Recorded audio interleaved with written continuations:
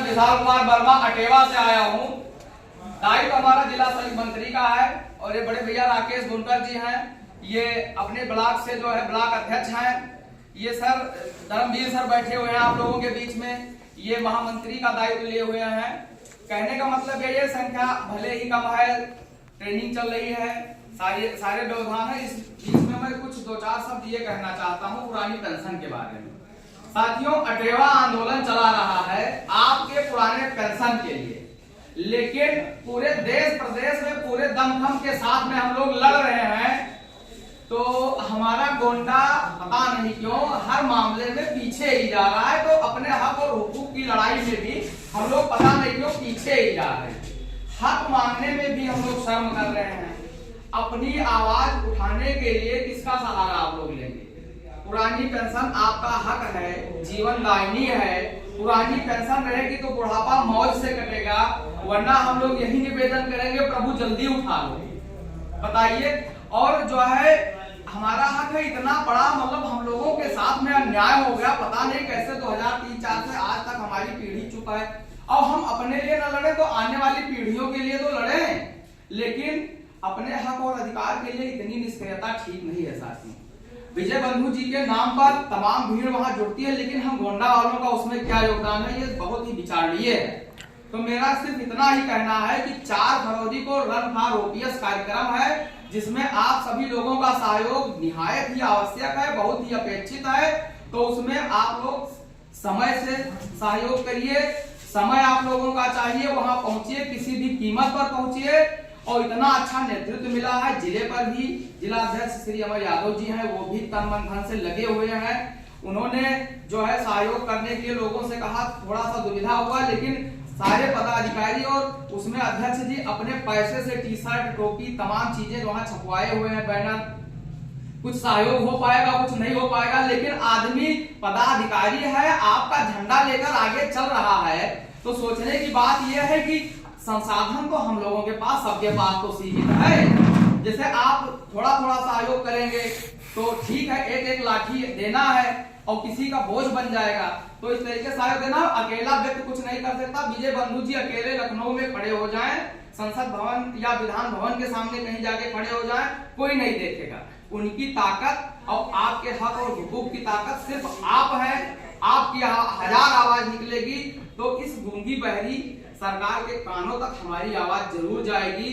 जब उसको लगेगा कि हमारा सिंहासन हिल रहा है, अब हम सत्ता से बेदखल कर दिए जाएंगे, तब वो हमारी पेंशन हमको वापस कर देगी।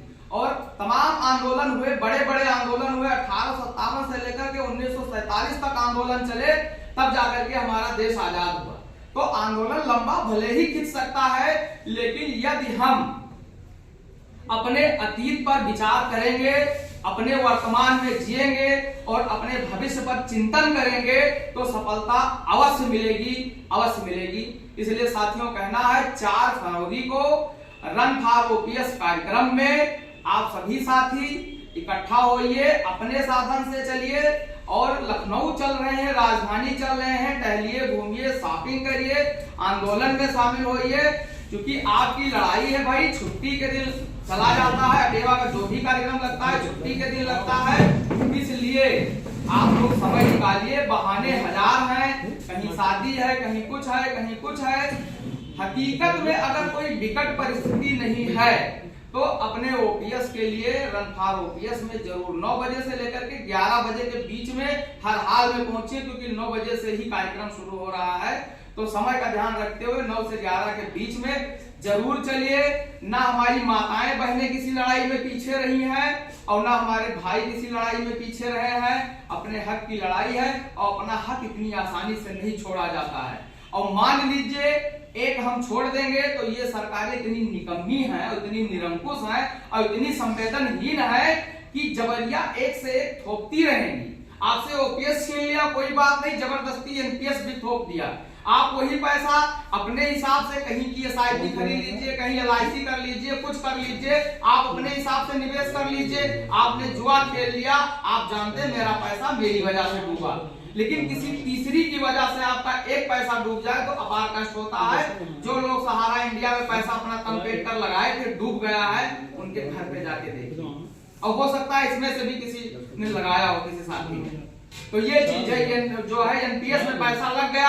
अब वो पैसा जो है शेयर मार्केट पर आधारित है।